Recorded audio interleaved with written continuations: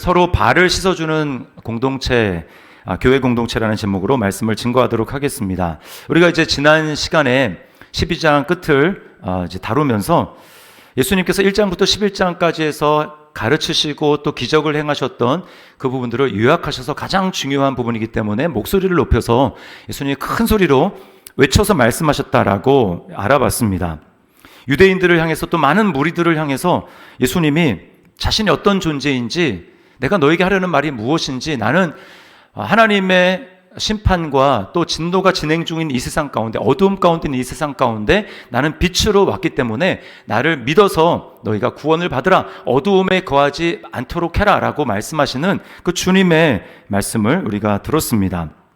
자, 그런데 이제 오늘부터 이제 13장 아닙니까? 13장 되면서 분위기가 바뀌게 됩니다. 예수님이 무리들, 유대인 전체가 아니라 예수님의 제자들, 특별히 12제자들에게 예수님이 집중하시고 계세요.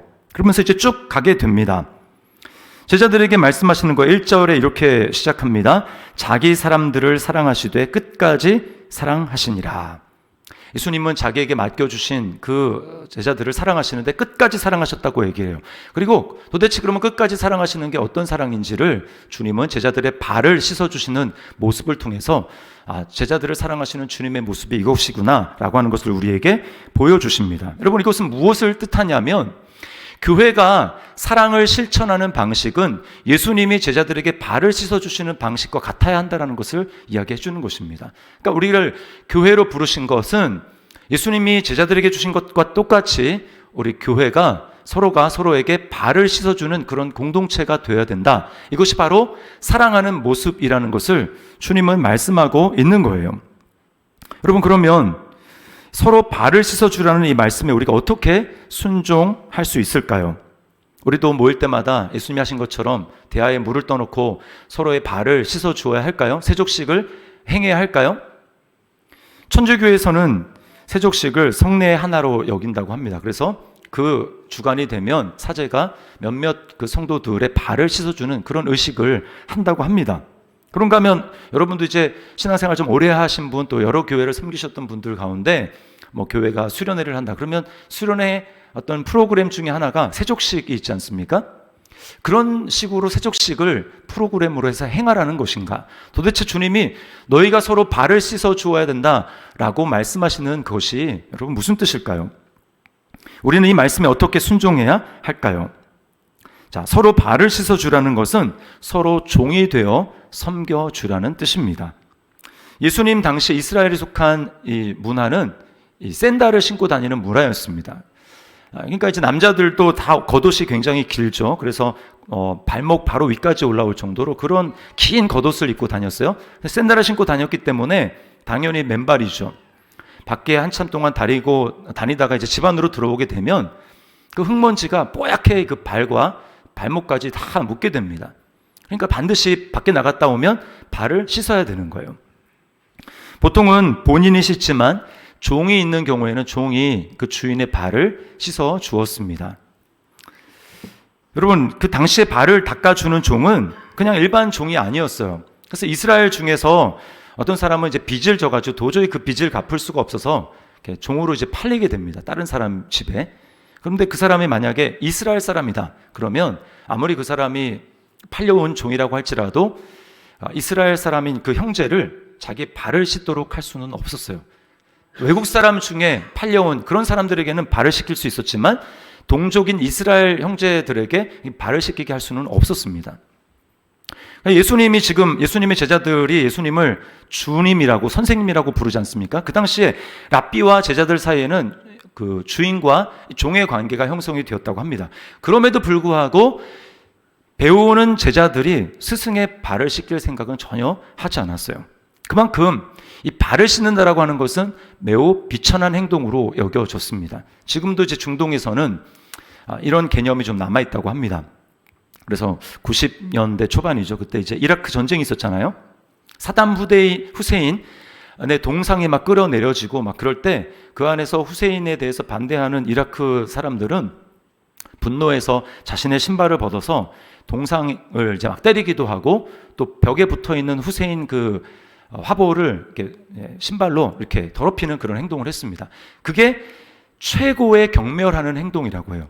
신발로 이제 맞았다. 이거는 완전히 이제 짓밟히는 행동이라는 것이죠. 더 이상 경멸할 수 있는 그런 방법이 없을 정도로 굉장한 경멸이라고 해요. 여러분, 그런 면에서 우리는 지난 12장에서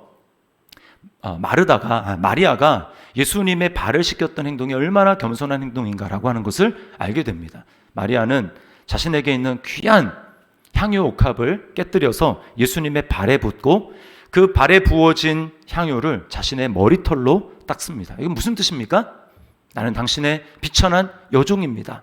나는 가장 낮은 자입니다. 라고 하는 그런 고백을 예수님께 하고 있는 거예요. 여러분, 이런 상황을 이해하고 본문을 보면 예수님이 제자들의 발을 씻어주신다고 지금 하실 때 제자들이 받았던 충격이 어땠을까를 우리가 상상할 수가 있습니다. 그래서 베드로가 발끈하죠. 반발하는 것입니다. 베드로의 반응은 매우 정상적인 거예요. 주님이 내 발은 절대로 씻으실 수 없습니다. 선생님, 정신 차리십시오.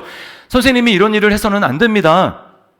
가장 낮은 노예가 할 일입니다. 그러니까 다른 사람을 시키십시오. 라고 하는 그 말을 베드로가 하고 있는 거예요. 자, 그런데요, 주님께서는 제자들의 발을 씻어주실 뿐만 아니라 또 엄청난 일을 요구하십니다. 15절을 우리 다시 한번 읽어볼까요? 15절입니다. 시작. 내가 너희에게 행한 것 같이 너희도 행하게 하려 하여 본을 보여노라. 무슨 얘기입니까? 너희도 서로가 서로에게 가장 낮고 비천한 종이 되어서 서로 이런 일을 해야 된다, 섬겨야 된다라고 말씀하는 거예요. 여러분, 이것이 바로 우리 예수님이 우리를 성도로 부르신 저와 여러분, 교회에게 주신 사명이요, 우리를 그런 자리로 부르신 것입니다. 여러분, 우리 교회가 돼서 세상을 향해서 대단한 비전을 행하는 게 아니에요. 주님이 우리를 교회로 부르신 것은 서로의 종이 되어 섬기라고 하시는 일입니다. 너무나 하찮아 보이고 아무도 하기 싫어하는 그 꺼리는 그 일을 하라고 저와 여러분을 주님이 부르신 거예요. 그래서 갈라디아서 5장 13절에는 이렇게 말씀합니다. 형제들아, 너희가 자유를 위하여 부르심을 입었으나 그러나 그 자유로 육체의 기회를 삼지 말고 오직 사랑으로 서로 종노릇하라. 사랑으로 종노릇하라. 우리는 때때로 예수님이 나를 죄에서 자유케 하셨으므로 나에게는 자유가 있습니다 라고 하면서 자신의 자유를 육체의 기회로 삼는 방종으로 나가는 경우가 종종 있습니다. 여러분, 그것은 주님의 사랑을 잘못 이해했기 때문에 그런 거예요. 뭐라고 얘기합니까? 그 자유, 주님이 주신 자유를 가지고 적극적으로 그 자유를 선택해서 서로 낮은 자리에서 서로 섬겨주는 종이 되라는 거예요. 서로 발을 씻어주라는 것이죠. 이것이 바로 교회를 향한 주님의 부르심입니다. 여러분, 주님의 이 말씀이 이해가 되십니까? 주님의 이 부르심에 여러분 답하시겠습니까? 주님, 내가 종이 되겠습니다. 이것이 주님의 명령입니다. 여러분, 어떻게 우리가 이 명령에 순종할 수 있을까요? 내 힘으로는 종이 되어 섬길 수 없다라는 것을 우리는 정말 직시하고 그렇게 인정해야 됩니다. 내 힘으로는 이거 도저히 불가능하다. 이게 먼저 있어야 우리는 정말 섬기는 자리 가운데 나아갈 수 있어요. 베드로가 펄쩍 뛰면서 제 발은 결코 씻으실 수 없습니다. 이 말은 다르게 얘기하면 주님이 제 발을 씻길 뿐만 아니라 나도 누군가의 발을 씻길 의향이 전혀 없습니다. 이런 뜻이에요. 예수님은 그 베드로의 그런 말을 인정하셨습니다. 베드로의 그 현재의 상태를 인정해 주셨어요. 그래서 7절에 이렇게 말씀합니다. 예수께서 대답하여 이르시되 내가 하는 것을 내가 지금은 알지 못하나 이후에는 알리라. 너 지금은 내가 지금 무슨 일을 하는지 너가 보더라도 잘 이해하지 못할 거야. 그러나 나중에는 알 것이다. 그럼 지금은 왜 모르는 것입니까? 지금은 도대체 무슨 때이기 때문에 예수님은 베드로에게 너가 지금은 모를 거야 라고 말씀하실까요?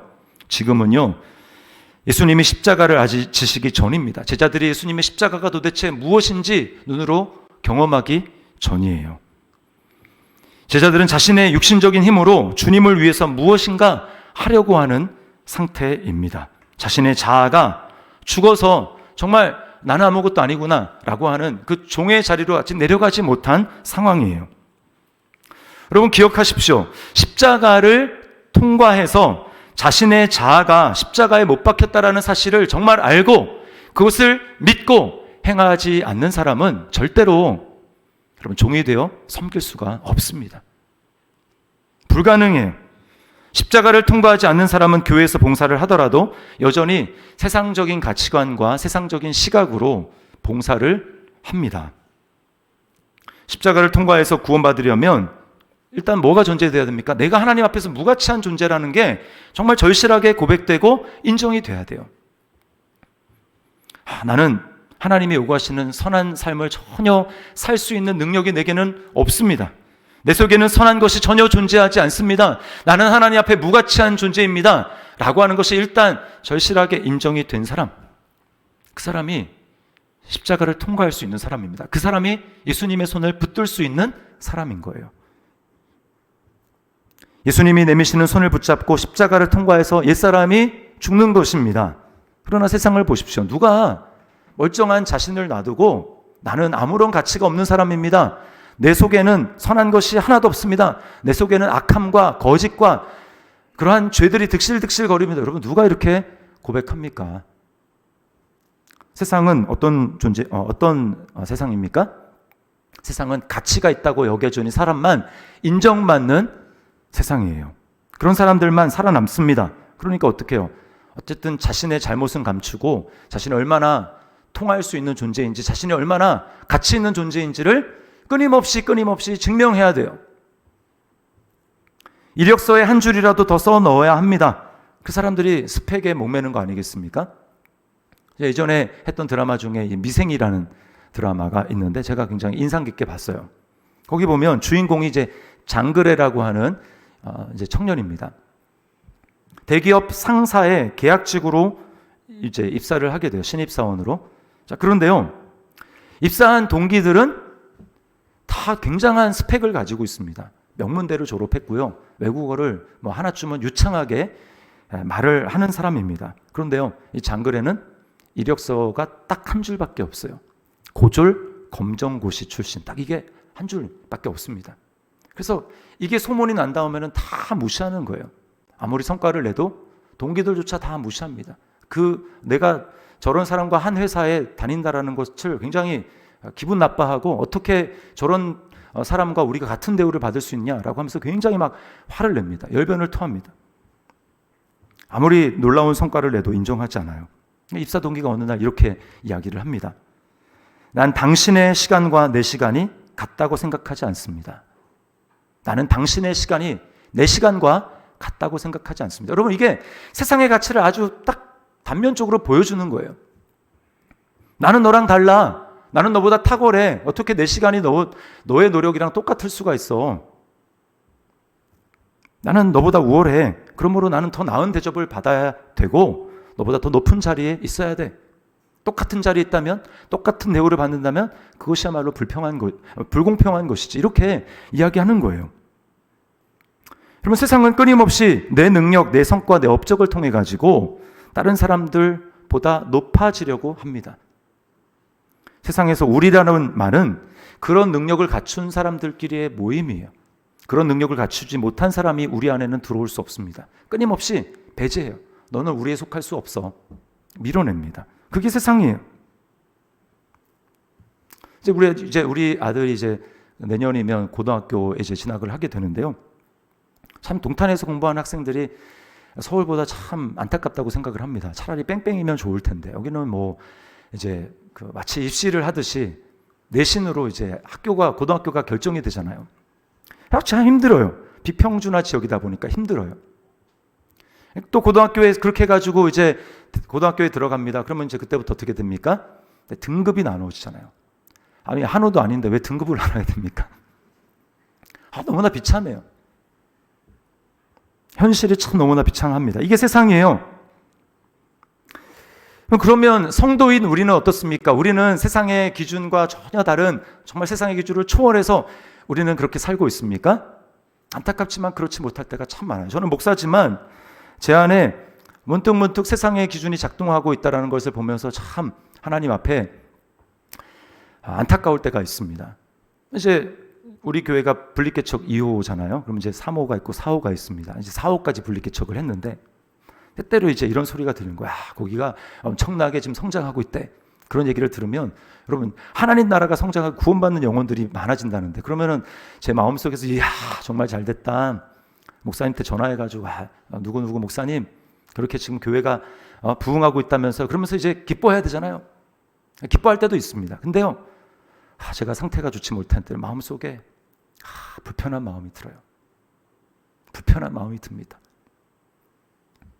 축하하고자 하나 축하하기 싫은 막 그런 아주 묘한 마음이 저에게 있어요. 이게 여러분 죄성입니다. 죄성. 내가 높아지려고 하는 마음, 내가 그보다 나의 능력을 인정받아서 나는 그래도 그와 좀 다르다, 내가 더 낫다 라고 하는 평가를 받고 싶은 그런 높은 마음이 제 안에 작동하고 있는 것이죠. 이것은 종의 마음이 아니에요. 낮은 마음이 아닌 것입니다. 여러분 그런 악한 모습을 우리가 발견하게 될 때 정말 실망스럽습니다. 아니 이런 나의 모습이 있는데 내가 어떻게 낮아져서 종의 모습으로 섬길 수가 있어? 주님은 나에게 너무 불가능한 것을 요구하시는 것 아니야? 어떻게 여러분 이것이 가능하겠습니까? 어떻게 하면 주님이 우리의 발을 씻어준 것처럼 우리도 누군가의 종이 되어서 발을 씻어주는 그런 낮은 모습으로 섬길 수 있겠습니까? 어떻게 이것이 가능합니까? 방법은 딱 한 가지밖에 없어요. 나를 위해 종이 되어주신 그 예수님을 우리가 바라보며 그분을 믿는 것입니다. 그분을 믿을 때만 가능해요.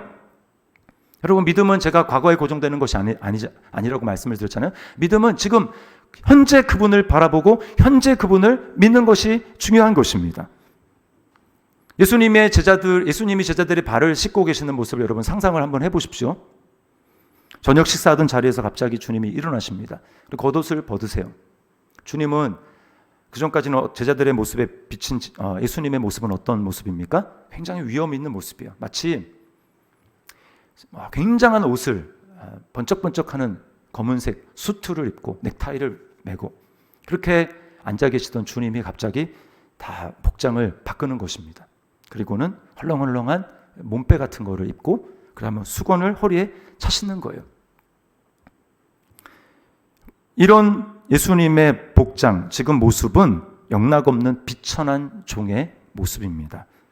빌립보서 2장 6절 7절 말씀을 제가 세 번역으로 읽어드릴 테니 여러분 말씀을 잘 보세요.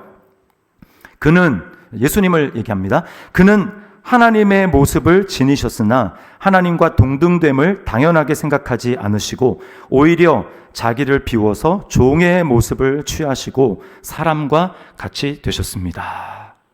주님은 하나님의 모습이라는 그 겉옷을 벗으시고 비천한 종의 모습이 되셨습니다. 종의 옷을 입으셨어요. 여기서 끝나지 않습니다. 이게 다가 아니에요. 십자가에 달린 주님을 보십시오. 겉옷뿐만 아니라 속옷까지 다 벗김을 당하십니다. 종이라도 최소한의 인간이기 때문에 보여야 할 그 대우, 인격적인 대우를 주님은 전혀 받지 못하세요. 부끄러움과 수치를 당하십니다. 그리고 십자가에 달린 예수님은 종이라도 범죄자는 아니잖아요. 종이라도 종으로서의 대우를 받아야 되는데 십자가에 달리신 주님은 종이 아니라 최고로 악한 죄를 저지른 범죄자 취급을 받으십니다. 여러분 인류 역사상 예수님과 같이 명예훼손을 당한 사람은 없어요. 이게 바로 예수님이 당하신 일입니다. 왜 영광과 존귀와 위엄으로 옷 입으신 하나님이신 예수님이 이렇게 비천한 존재가 되어야 합니까? 왜 이렇게 비참한 존재가 되어야 돼요? 우리 때문입니다.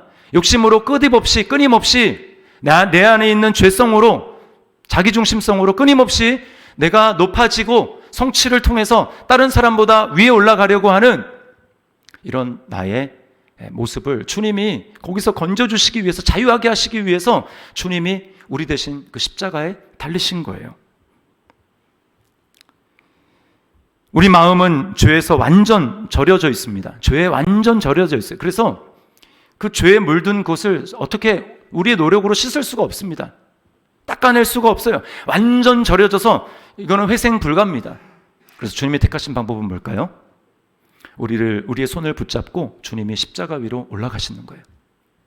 그리고 예수님이 십자가에서 죽으실 때 우리의 죄를 주님이 다 대신 지시고 우리와 함께 십자가에서 주님은 죽으신 것입니다. 그리고 주님이 부활하실 때는 더 이상 죄에 절여진 나의 모습, 높이 올라가지 않으면 만족함을 모르는, 성취와 성공 아니면 만족함을 모르는 우리의 죄에 절여진 모습이 아니라 이제는 하나님으로 충만한, 하나님으로 만족한 예수님의 마음이 되어서 주님이 부활하실 때 우리의 손을 잡고 주님이 일어나신 거예요. 그러므로 여러분, 예수님을 믿을 때 우리에게 이러한 일이 일어난 것입니다. 우리는 더 이상 옛 사람에 속한 존재가 아니고요, 예수님과 함께 십자가를 통과해서 나의 옛사람이, 죄에 절여진 나의 옛사람이 십자가에서 주님과 함께 죽고, 그리고 주님의 새로운 모습으로, 주님의 새로운 마음으로 내 안에 예수님이 사시는 그런 새로운 놀라운 존재로 우리가 변화된 거예요. 여러분, 이것이 바로 우리가 예수님을 나의 주인입니다, 당신이 나의 주인이십니다, 나는 주님을 영접하기를 원합니다 라고 예수님께 고백하고 예수님을 나의 주인으로 영접하는 순간 우리에게 일어난 놀라운 일이에요. 객관적인 사실입니다. 이게 얼마나 놀라운 일인지 몰라요. 여러분, 우리는 예수님을 믿는 순간 성령님의 역사로 말미암아 예수님과 하나로 접붙임이 되었습니다. 절대로 떨어지지 않아요. 예수님과 하나로 접붙임이 되었어요.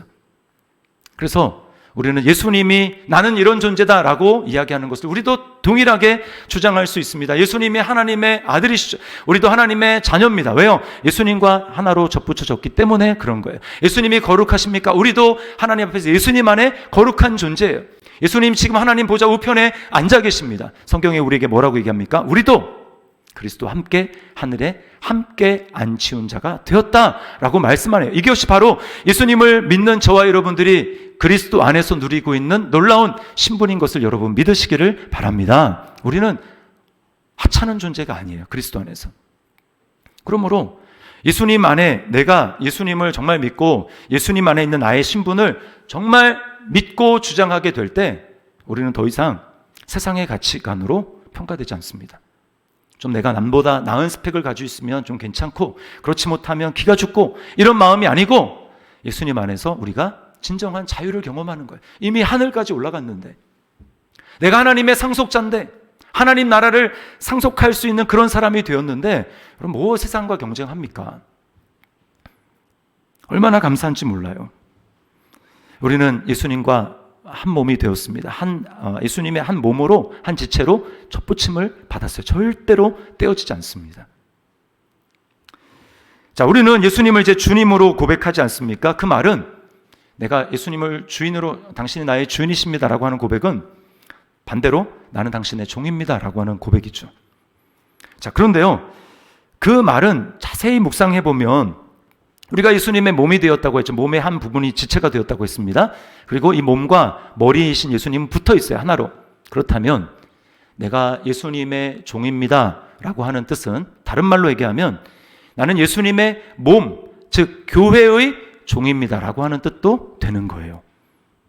왜 그렇습니까? 머리와 몸이 하나로 붙어 있으니까 예수님을 머리로, 주인으로 인정하며 그렇게 살아가는 사람은 동시에 예수님과 붙어 있는 교회, 공동체의 섬기는, 종으로서 섬기는 그러한 역할을 감당하게 된다는 것입니다.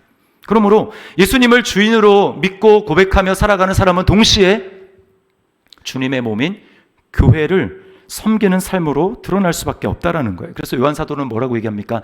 보이는 바 그 형제를 사랑하지 아니하는 자는 보지 못하는 바 하나님을 사랑할 수 없느니라. 보지 못하는, 눈에 보이지도 않는 하나님을 우리가 무슨 수로 사랑한다라고 증명할 수 있겠습니까? 그 삶은 눈에 보이는 형제 자매에 대한 사랑으로 나타나야 된다는 거예요. 그 사랑으로만 평가받을 수 있고 하나님이 인정하신다라고 하는 것입니다. 똑같아요. 내가 주님을 주님으로 고백하며 섬긴다라고 하는 말은 하나님이 우리에게 사랑하라고 붙여주신 주님의 몸인 공동체 형제 자매들에 대한 종으로 겸손하게 낮아져 섬기는 모습으로 드러나야 된다는 것입니다. 하나로 연결되어 있어 분리될 수가 없는 것입니다. 종으로 교회를 어떻게 섬길 것인가? 짧게 세 가지 태도를 말씀드리게요. 첫 번째는 겸손하게 섬기는 거예요. 간혹 교회에서 종으로 우리가 섬기는 것인데, 교회에서 이런저런 봉사를 하면서도 겸손하게 섬기는 것이 아니라 자랑하는 분들이 종종 있습니다. 내가 얼마나 열심히 섬겼는 줄 알아? 나만큼 이 교회에서 섬기는 사람 있어? 나니까 그 정도 하는 거야 라고 하면서 자신의 섬김을 자랑합니다. 여러분, 이것은 종의 태도가 아니에요. 그런가 하면 두 번째는 상대를 바꾸려는 태도를 버려야 합니다. 종은요, 뭘 주장하거나 요구하지 않습니다. 그냥 주어진 자리에 묵묵하게 섬길 뿐이에요. 그러나 가끔 교회에서 보면 명목은 교회를 사랑하는 마음으로 한다고 하지만 바꾸려고 하는 분이 있습니다. 여러분, 가정에서도 배우자를 바꾸려고 하고 자녀들을 내 기준으로 바꾸려고 할 때 그때 화목이 깨어지고 갈등이 생기고 싸우게 되지 않습니까? 바꿀 수가 없어요. 우리가 인정하는 바가 뭡니까? 절대로 안 바뀌는구나. 남편은, 아내는 절대로 안 바뀌는구나. 교회에 대해서도 마찬가지입니다. 교회를 자기 생각대로 바꾸려고 하는 분들이 종종 있어요. 이렇게 돼야 되는데, 우리 교회는 말이야, 이게 문제야. 우리 목사님은 다 좋은데, 이게 문제야. 우리 순장님은 하면서 의도는 이제 뭐 사랑하려고 하는데 그 의도가 뭡니까? 바꾸려고 하는 모습이 있는 거예요. 내 기준으로. 종으로 섬기는 것은 여러분, 남들이 말만 하고 하려고 하지 않는 그 자리에 들어가서 묵묵히 섬기는 것입니다. 그렇게 묵묵히 섬기게 될 때 필요하면 하나님이 바꾸시는 거예요. 하나님이 목사도 바꾸시고, 하나님이 내가 정말 저 사람이 이렇게 바뀌었으면 좋겠다라고 생각하는 그분도 하나님이 바꾸시는 겁니다. 언제요? 내가 종으로 묵묵히 섬김의 자리에 섬길 때 하나님이 바꾸시는 거예요. 자, 그런가 하면 세 번째는 의지적으로 섬기는 것입니다. 간혹 보면 주님이 섬기고자 하는 마음을 주시면 섬기겠습니다, 이렇게 이야기하시는 분이 있어요. 주님이 마음을 주시면 섬기겠습니다. 굉장히 믿음 좋은 것 같죠? 그러나 여러분, 그것은 매우 감정을 앞세우고 있는 태도입니다. 자기가 중심이에요. 자기 감정이 중심인 것입니다. 오늘 주님이 분명하게 말씀하셨잖아요. 너희도 서로 발을 씻어주는 것이 옳으니라. 너희도 서로 발을 씻어주는 것이 옳으니라. 명백한 주님의 뜻이 있음에도 불구하고 주님이 나에게 그런 마음을 주지 않았기 때문에 나는 못하겠습니다 라고 하는 것은 뭐예요? 여전히 자기가 주인 행사하는 것입니다. 내 감정이 먼저예요. 주님의 말씀보다 내 감정이, 내 기분이 먼저입니다 라고 이야기하는 것입니다. 여러분, 주님이 나를 위해서 자기 목숨을 내어주신 일이 정말 분명하고 내가 그것을 믿는다면, 이 사실을 정말 믿는다면 우리는 감정이 생길 때까지 기다릴 수 없어요. 나는 주님의 종이기 때문에 주님의 몸을 섬기겠습니다. 믿음으로 결단하고 행동하는 것입니다. 제가 아는 어느 개척교회 목사님으로부터 들었는데, 그 교회는 이제 경제적으로 꽤 이제 부유하시고 여유가 되시는 분들이 좀 계셨나 봐요. 근데 이제 교회는 우리도 있지만 매주에 청소를 하지 않습니까? 청소하러 나오는 게 참 힘든 거예요. 목사님에게 이렇게 말합니다. 목사님, 이런 일은 내가 집에서도 안 하는 일인데 교회에서까지 내가 이런 일을 해야 됩니까? 우리 청소하는 아줌마 이렇게 사가지고 교회를 청소하면 어떨까요? 이렇게 이야기를 했어요. 저는 이제 우리 교회도 청소를 하고 있는데 저한테 이렇게 말씀하시는 분이 안 계셔서 참 하나님 앞에 감사합니다. 여러분, 돈이 없어서 우리가 그 청소하는 아줌마를 살 수 없어서 우리가 청소하는 것 아닙니다. 왜 우리가 교회를, 때로는 힘들고 피곤하고 정말 귀찮은 일이지만 왜 우리가 교회를 섬깁니까? 주님이 하나님이신 그분이 낮아지셔서 겸손해지셔서 우리의 발을 씻어주시고, 그리고 결국은 최고의 섬김의 끝판왕인 십자가에서 나를 위해서 자신의 목숨까지 내어주셨다면, 여러분, 우리가 주님의 몸으로 부름받은 우리가 예수님을 주인이라고, 예수님이 나의 머리시라고, 예수님이 몸인 교회의 머리시라고 인정하는 우리가 어떻게 그 부분에서 나는 못하겠습니다, 이 일, 나한테는 어울리지 않는 일이에요. 여러분, 어떻게 우리가 이렇게 말할 수가 있겠어요? 그 섬김과 사랑을 받은 우리가 어떻게 그렇게 말할 수가 있겠습니까? 제가 이제 우리 교회 성도님들 참 섬기는 모습을 보면 하나님 앞에 너무 감사할 때가 있어요. 이제 금요 찬양 이렇게 섬기시는 분들 보면 금요일날 차가 굉장히 막히잖아요, 퇴근 시간에. 어떤 분은 2시간, 3시간씩 막히는 그 퇴근 시간을 뚫고 오셔서 식사도 제대로 못하고 찬양으로 섬기기도 하십니다. 그런가 하면 또 어떤 분들은 이제 지난주도 말씀을 드렸지만 뭐 우리 중보기도실 거기를 뭐 자기가 몇 시간씩 그 노가다 해가지고 칼로 막 다 자르고 해가지고 벽면에 방음제 붙이는 그 일, 아마 집에서도 그렇게 안 할 거예요. 근데 그런 일을 하십니다. 그 외에 여러 가지 섬김을 시간을 내서 자신의 노력을 내서 또는 자기 돈까지 써가면서 그 일들을 이렇게 섬기는 분들을 보면 제 마음에 막 감동이 일어나요. 마음이 뜨거워집니다. 왜 저렇게까지 하는구나. 주님이 생각이 나요. 오후에 이제 가족 명랑 운동회를 하는데요. 이 명랑 운동회를 왜 합니까? 우리가 하나됨을 확인하고 한 가족이고 그리스도 안에 산 몸임을 우리가 확인하는 시간이에요. 저는 이 가족 명랑 운동회가 그냥 웃고 떠드는 것에서 그치는 것이 아니라 우리가 하나의 섬김을 또 실천할 수 있는, 낮아져서 형제 자매들을 섬기는 하나의 섬김을 실천하는 그런 장이 되기를 바라요. 여러분, 오늘 우리에게 말씀하신 예수님의 말씀을 기억하십시오. 주님이 뭐라고 말씀하십니까? 내가 주와 또는 선생이 되어 너희 발을 씻었으니 너희도 서로 발을 씻어주는 것이 오늘 옳으니라. 내가 너희에게 행한 것 같이 너희도 행하려 하여 본을 보였노라.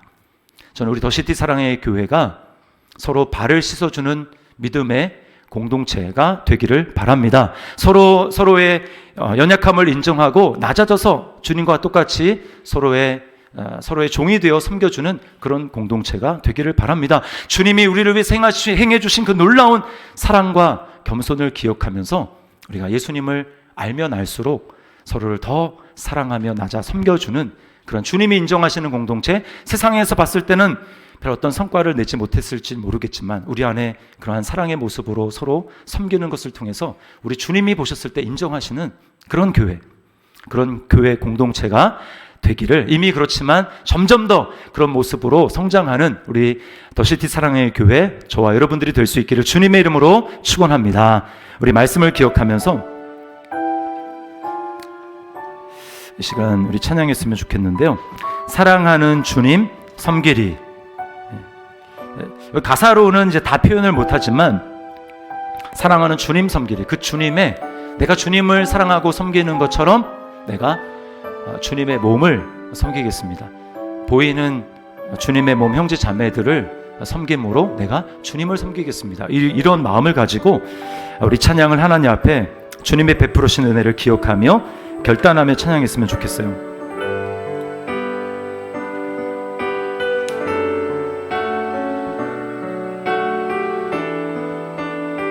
사랑하는 주님 섬기리. 사랑하는 주님 섬기리. 생명 주신 예수님 버려진 날 찾아오셔서 내게 생명 주셔. 찢긴 내 맘과 삶에, 찢긴 내 맘과 삶에 갈보리 언덕에 흘린 피로 생명 주신 예수님 나 영원히. 우리 처음부터 다시 한번 고백하며 사랑하는 주님, 사랑하는 주님 섬기리. 생명 주신 예수. 아멘. 버려진 날 찾아오셔서 내게 생명 주셔. 아멘. 찢긴 내 맘과 삶에, 찢긴 내 맘과 삶에 갈보리 언덕에 흘린 피로 생명 주신 예수님 나 영원히 찢긴 내 맘과 삶에, 찢긴 내 맘과 삶에 갈보리 언덕에 흘린 피로 생명 주신 예수님 나 영원히 섬기리. 나 영원히 주님과 주님의 몸을 섬기겠습니다. 나 영원히 주님 사랑합니다. 주님 사랑해요.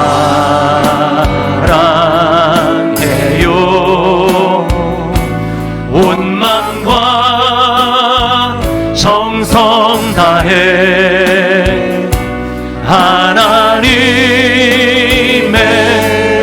신실한 친구 되기. 다시 한번 주님 사랑합니다. 주님 사랑해요.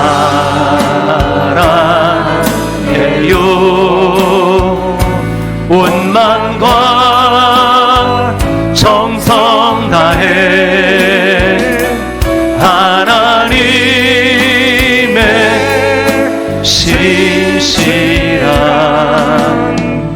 친구 되기 원합니다. 우리 말씀을 기억하면서 우리 하나님 앞에 한번 기도했으면 좋겠습니다. 주님께서는 내가 주와 선생이 되어서 너희 발을 씻었으니 너희도 서로 발을 씻어주는 것이 옳으니라. 내가 너에게 내가 한 것처럼 너희도 행하게 하려고 하기 위해서 내가 본을 보였다라고 말씀하십니다. 위엄의 옷을 벗으시고 종의 옷을 입으신 예수님, 그리고 십자가에서 결국은 모든 옷을 다 벗으시고 우리를 위해서 자신의 생명까지 내어주신 그 주님, 우리가 그 주님을 주인이라고 정말 고백한다면 우리는 이제 주님과 같이 섬겨야 됩니다. 우리는 더 이상 세상의 가치관대로 높아지고 내가 대접받고 다른 사람 위에 올라가고 내 성취와 내 능력을 가지고 인정받으려고 하는 그런 옛사람을 벗어버리고 이제 예수님과 함께 그런 옛사람은 십자가에서 죽고 십자가를 통과해서 이제 우리는 예수님과 함께 새 생명으로 일어난 사람입니다. 예수님의 넉넉함, 그 은혜와 사랑이 우리 마음 가운데 있기 때문에 우리는 나의 자존심을 내려놓고 우리 섬길 수가 있어요. 예수님을 주님으로 섬기겠다는 말은 다른 말로 하면 이제는 형제 자매를 그렇게 섬기겠습니다. 내가 주님의 종임으로 형제 자매들을 그렇게 섬기겠습니다 라고 하는 고백인 것입니다. 이 시간 우리 말씀을 기억하면서 주님,